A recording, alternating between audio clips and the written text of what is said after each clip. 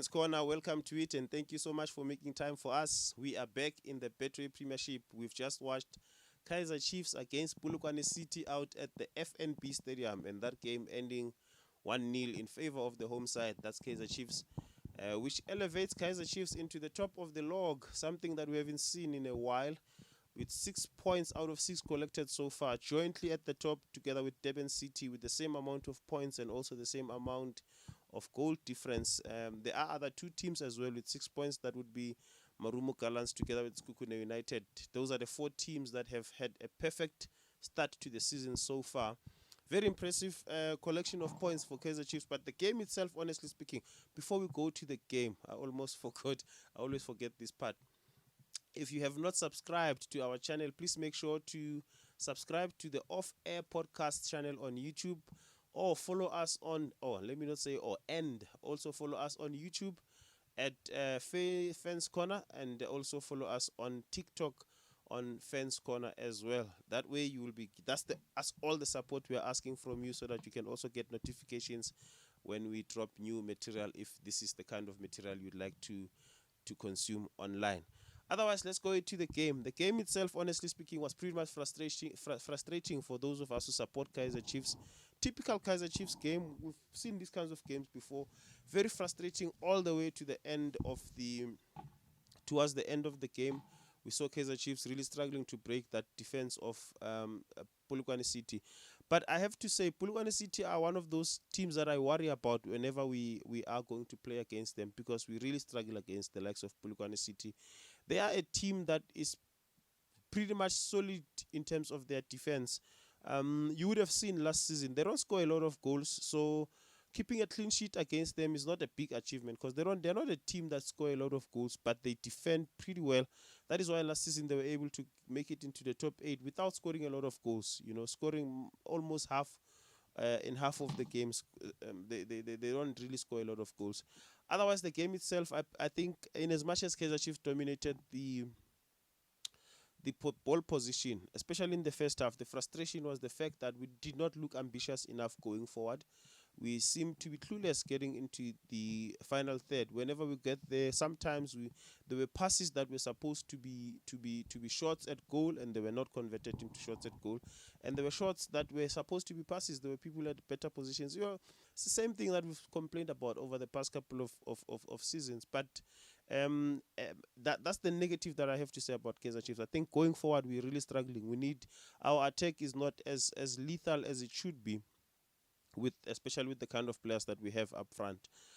That's my biggest worry with the current Kaizer Chiefs, because keeping ball position, it's something that we don't struggle with. We kept the ball position in the first two games so far. We pass it around, but the problem is we pass it around too much sideways. We go forward, and then when we get there, we don't know what to do in order to crack the defense. It's like I said, Polokwane City are a decent team.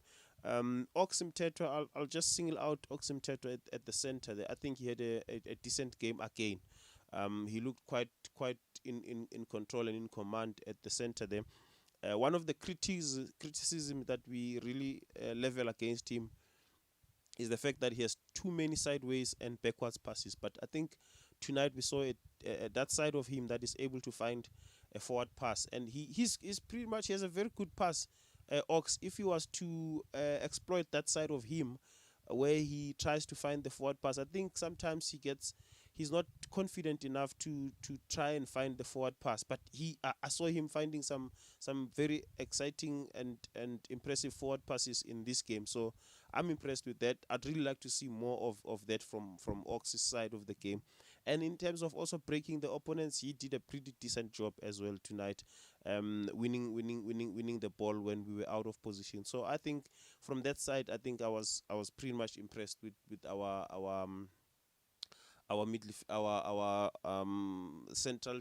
defensive midfield. Otherwise, I think most of the players did not have. If we talk about our wingers, both Sirinho and Lilepo, I don't think they were at their best. Lilepo, even not at his best, is still quite a decent player. Sirinho took a lot of wrong decisions in this particular game. There were times where he was supposed to find the player, and he decided to take a shot. way wide away from goal, and there were times when you were supposed to take shots, and you tried to find. There was a lot of passing. In the first half, in particular, Duba was guilty of that. Chabalala was guilty of that. Sirinho was also guilty of that. Of trying to go for another pass when you could actually go for a shot. We did not have enough. We could have tested the Polokwane City goalkeeper a little bit more. I think had we tested him a little bit more, we would have made something out of the first half. That is why I think it was a little bit frustrating for us. Because Polokwane, in as much as we had the ball position, but Polokwane had more shots, especially in the first half of the game. I'm not sure about the entire game, but it's possible that they might have had more shots than us. I didn't check that part. So that's the worry that I have with Kaizer Chiefs, that we keep the position, but we don't seem to know what to do with the ball. Last season I complained. I said we outrun our opponents. We ran all the way to the other side of the field until we ran out of space for us to be able to be comfortable enough to make the pass. I don't see that right now. I used to see that especially from Frosler and Solomons as well, where our fullbacks would run all the way, and even our wingers were doing that. I don't see that now. I think we kind of go diagonal early enough, but the problem is that once the ball is in the opponent's box, we don't know when to shoot. We don't have that one player that has the instinct of taking a shot when there is a need to take a shot. Had we taken enough shots in the first half, I think we could have come up with a goal. At least we could have gone to the halftime already leading that game, because we were in control in terms of the ball position. But Polokwane City were playing into their hands, because they kind of like that. They like it when you keep the ball and you don't know what to do with it, because in any case, they are pretty much solid defensively, and they're not very good going forward. Okay, they will take chances. That is why with them, whenever they don't get a lot of chances, but when they do get a chance, they take a shot, because they know those chances are not easy to come by. I think that's one of the things that I'll have to commend Coach Mohafe for being able to do that. I rate him pretty high, the Polokwane City coach. I think he speaks the right football. He sounds like a person who actually understands the game, to understand the game, and he reads the game pretty well. I think he's one of those coaches that are decent coaches in the PSL. I like him. I think with different resources, you'll probably do well, even better in the PSL, in the league. Another player that really impressed me again is Aiden McCarthy. We are old now.